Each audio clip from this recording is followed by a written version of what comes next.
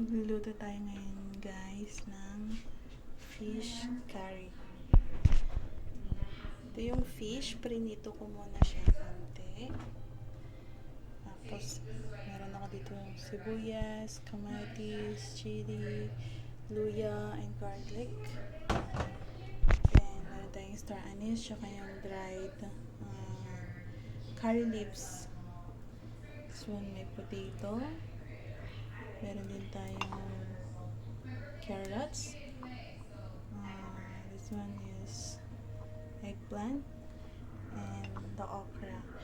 This one, I blend it, halo-halo. Nilagyan ko ng sibuyas, bawang, meron din tayong lemongrass na nilagay dyan. And ito yung powder natin. Of course, the coconut milk. So, una guys, na gagawin natin is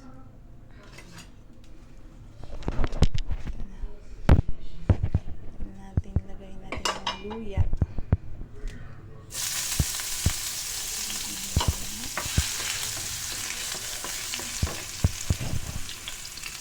Saka mga tapos yung bawang.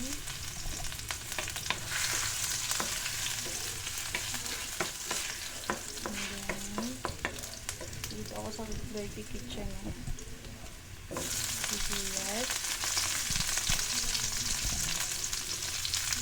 First time ko magluto ng fish curry.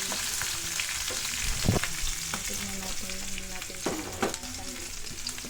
Nagluluto rin pala ako ng sinigang na bangus. Ayan, lapit na maluto.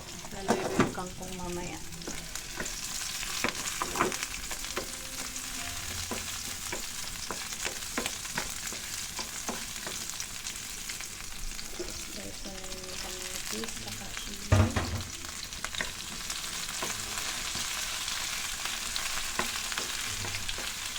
First time ko talaga magluto ng fish curry, guys. So, correct me if I'm wrong para naman mas masarap pa yung aking luto.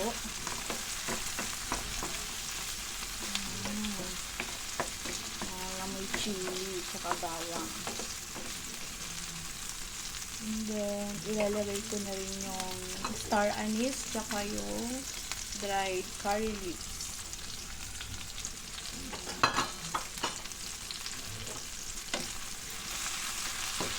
Ilalagay din pala ako yung clover.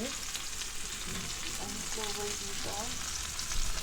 Ilagyan ko siya ng konting clover para mabango. Ilang peraso na.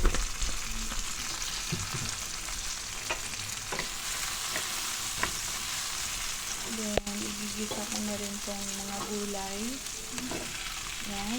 Hindi ko na hinati yung okra. Pero dapat ba hatiin na? Sige, hatiin ko na.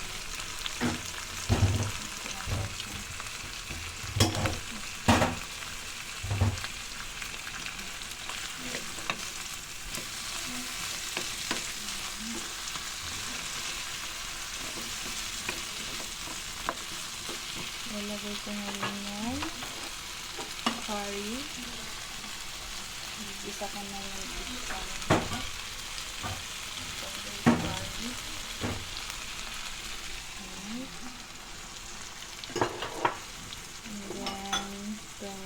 Lemongrass na blender ko.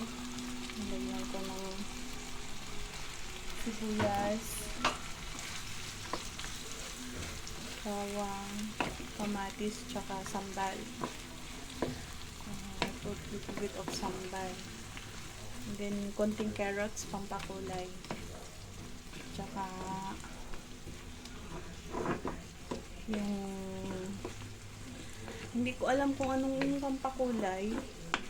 Anato yung tawag doon. Hindi ko alam kung anong tawag sa English. Yung nakikita lang sa palipaligid ng bahay sa Pilipinas. Ayan. Ang bango. Isa lang naman ang kakain nito eh. Tapos ang dami kong nilagay na gulay.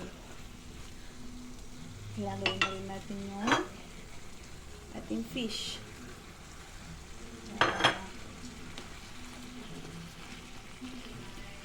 3 fish lang. Daming gulay. Kainin ko yung gulay mamaya.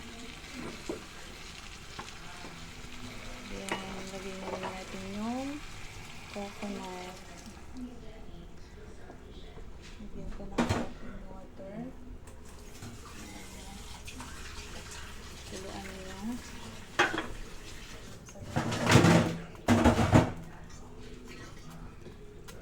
And, lagyan ko rin siya ng paminta.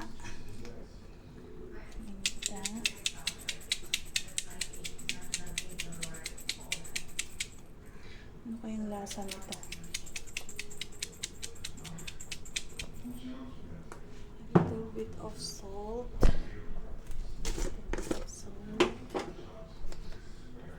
Pinch of salt.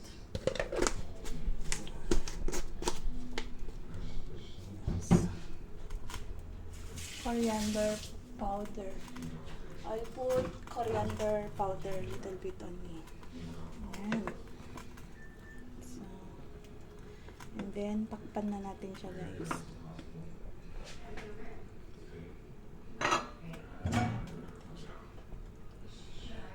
Takpan muna natin siya hanggang sa kumulo. Yung ating sinigang na bangus naman. Ayan na, dito nilagay na natin yung okra. Tsaka yung kangkong. Ayan ko siya, guys. So, 2 dish yung niluto ko today. Hopefully, may lasa siya. Kasi, hindi talaga ako sanay magluto. Aaminin ko sa inyo, hindi talaga ako sanay magluto.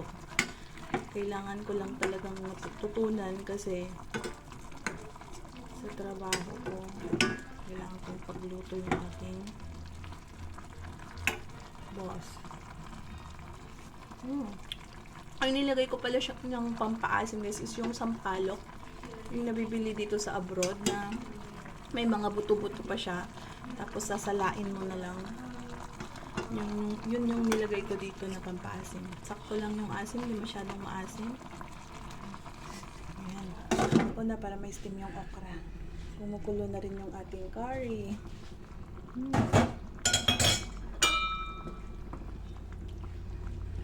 Tikman ko nga kung anong lasa niya. Sarap. Sarap din. Spicy, guys. Kulang yung asin niya.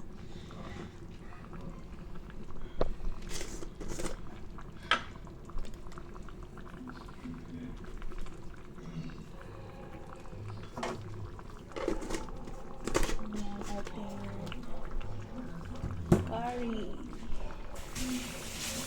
curry ngayon. Last time, puro western food. Ngayon naman, puro curry kasi Indian yung kasama ko.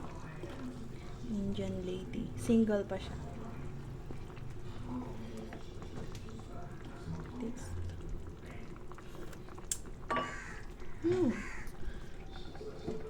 Sarap. Mamaya, papakita ko sa inyo pagkakain na rin kami. Ayan, guys. Bangus. Sinigang na bangus. Dito na yung gulay niya. So, patayin ko na. Happy lunch, guys!